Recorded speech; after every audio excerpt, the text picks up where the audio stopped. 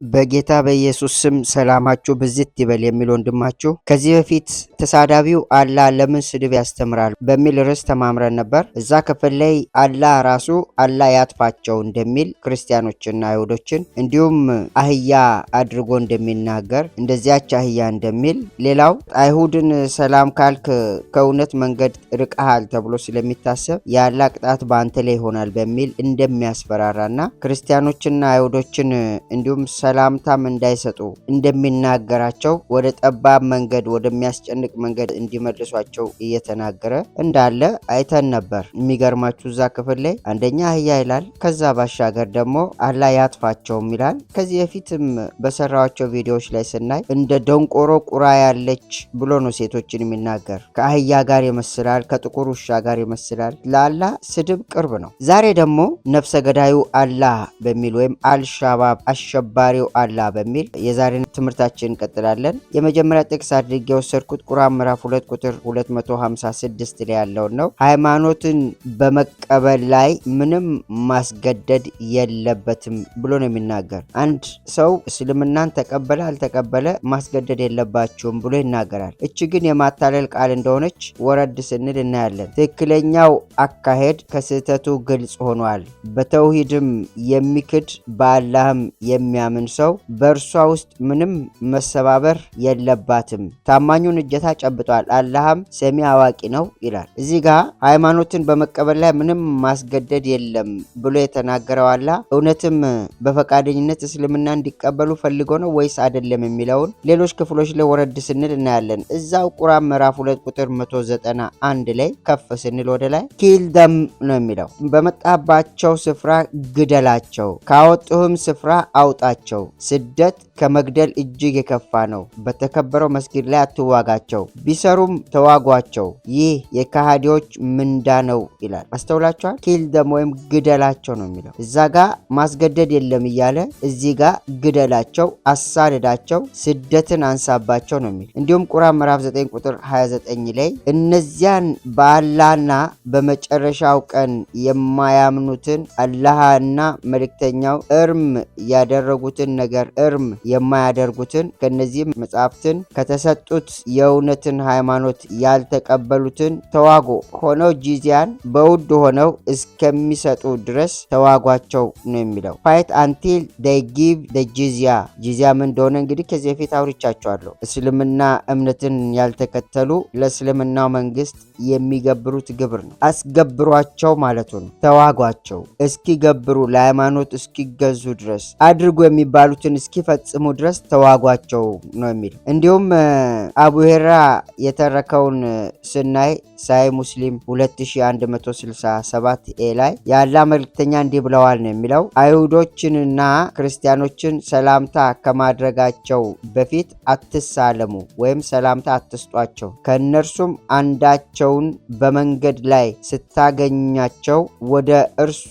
ጠባብ ክፍል እስኪሄድ አስገድደው ነው የሚለው። እንግዲህ ላይ ያየነውን ነው መልሶ እዚህ ክፍል የሚናገረው። ፋይት ይላል፣ ኪል ደም ይላል። እንግዲህ በስፍራው ሁሉ እንዲያስገድዱ እንዲገሉ የሚያዘው ይሄው ነብይ ነው። ይሄ ከሆነ እውነት አላህ ምዕራፍ 2 ቁጥር 256 ላይ ያለውን ቃል በርህራሄ ነው የጻፈው ወይስ በማታለል? እንግዲህ በርህራሄ ነው እንዳትሉ ከታች ያነበብናቸውን ክፍሎችስ ምን ነክቶት ተናገረ? አይሁዶችና ክርስቲያኖች ምን አድርገው ነው እሱ እንደዚህ የሚለው? ምንም ምላሽ የለም። ኢክራምም በጻፈው ላይ ማለት ነው ሳያል ቡካሪ 6922 ላይ አንዳንድ ዘናዲቃ ወይም አማኞች ወደ አሊ ቀረቡና አቃጠላቸው። ከዚህ ስህተት ዜና ኢብኑ አባስ ደረሰና እንዲህ አለ፣ በሱ ቦታ ብሆን ኖሮ አላቃጥላቸውም ነበር። ያላ መልእክተኛ እንደከለከሉት ማንንም ባላቅጣት ወይም በእሳት አትቅጡ ስላለ ማለት ነው። ነቢዩ መሐመድ ግን ያለው ምንድን ነው የሚለውን ስናይ ያላ መልእክተኛ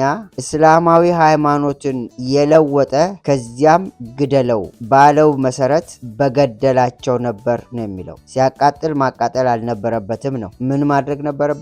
መግደል ነበረበት ነው። ሌላው ሳያል ቡካሪ 392ንም ስናይ አነስ ቢን ማሊክ እንደተረከው ያላ መልእክተኛ እንዲህ ብለዋል፣ ሰዎችን እንድጋደል ታዝዣለሁ፣ ከአላህ በስተቀር ሊመለክ የሚችል የለም። እንዲህ ካሉት እንደ ሶላታችን ሰገዱ። ቂብላችንን ፊት ለፊት ተቅጠመን ስንታረድም ደማቸውንና ንብረታቸውን ለኛ የተቀደሰ ነውና በነፍሱ ላይ በሕጋዊ ካልሆነ በስተቀር ጣልቃ አንገባባቸውም፣ ሂሳባቸውም በአላህ ላይ ይሆናል ነው የሚለው። ይሄ ስናየው ምንድነው?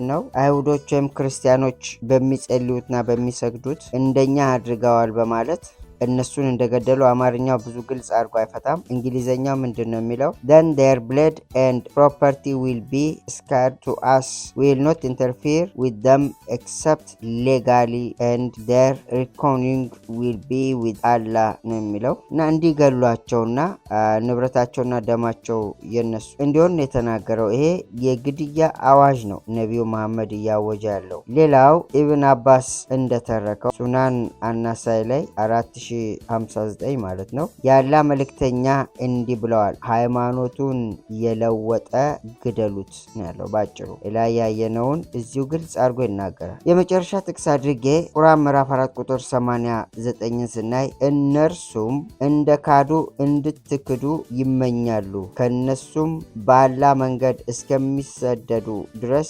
ረዳቶችን አትያዙ፣ ቢሸሹም ያዟቸው፣ ባገኛቻቸውም ስፍራ ግደሏቸው፣ ከነርሱ ረዳትና ረዳት አትያዙ ነው የሚለው።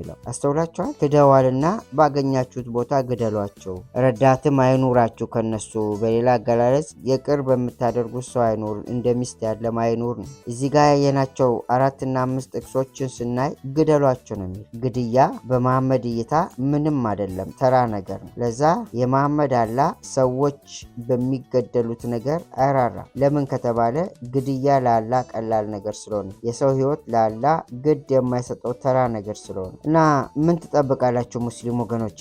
ነቢዩ መሐመድ ክርስቲያኖችና አይሁዶችን እንድትጠሉ፣ እነሱ ለእናንተ ጠላቶች ናቸው፣ መልካም አያስቡም፣ ጤናማ ነገር ስለእናንተ የላቸውም በሚል እይታ ነው መጀመሪያ የሚሞላና በዛም ካልሆነ ደግሞ እንዲገሏቸው፣ በመንደርም ንብረታቸው እንዲወርሱ፣ ደማቸውን እንዲያፈሱ፣ ይህን የመሰለ ጭካኔ የተሞላበትን ነገር እንዲያደርጉ ነው። መጽሐፍ ቅዱሳችን ግን ጠላቲ ቢራብ አብላው ነው፣ ግደል አይልም። እንዲሁም ክርስቶስ ስለ ዓለም ህዝብ ሁሉ ሲሞት መግደል አቅም አጥቶ አይደለም። እሱ ሁሉን ማድረግ እየቻለ ለሰው ልጆች ምህረትን አድርጓል። ስለሆነ በዚህ ምህረትን በሚያደርግ አምላክ ፊት ልትቆሙ የምትችሉት የተከፈለላችሁን ዋጋ ተረድታችሁ ኢየሱስ ክርስቶስ እንደ ግል አዳኝ አድርጋችሁ ስትቀበሉና እሱን አምላካችሁ ስታደርጉት ብቻ ነው። እሱ ዛሬም ፍቅር እንደሆነ ያሳያቸዋል። ፍቅሩን የቀመሱ ከሱ ጋር የሆኑ ያገኙትን ደስታና ሰላም፣ እርካታ እናንተም እንድታገኙ እኔ ያገኘሁትን እንድታገኙ ስለመፈልግ ነው ወደዚህ አምላክ እንድትመጡ ጥሪ የሚያቀርበው። ሙስሊም ወንድሞችና እህቶቼ ኢየሱስ ዛሬም ይወዳችኋል። ኢየሱስ ዛሬም ለእናንተ እንደሞተ እንድታውቁ ይፈልጋል። እሱ ፍቅር ነው። እሱ መሐሪ ነው። እኔም የዚህ የፍቅር ጌታን ትልቁን ዓላማ ይዤ ወደ እናንተ ቀርባለሁ። እሱም የሳተን የሚመልስ የወደቀን የሚያነሳና በሞት መንደር ላሉት ሕይወት የሚሰጥ አምላክ እንደሆነ ኢየሱስ ይወዳችኋል። ኢየሱስ ዛሬም በፍቅሩ ይጠራችኋል። እሱን የነፍሳችሁ ጌታና ገዢ አዳኝ አድርጋችሁ በመቀበል የዘላለምን ሕይወት እንድትወርሱ ጥሪዬን አቀርባለሁ። ኢየሱስ ያድናል። ኢየሱስ ይወዳችኋል። ይህንን ያልኩ የዛሬን ትምህርት በዚያ ያበቃለሁ። የጌታ ጸጋና ሰላም ከእናንተ ጋር ይሁን። ተባረኩ።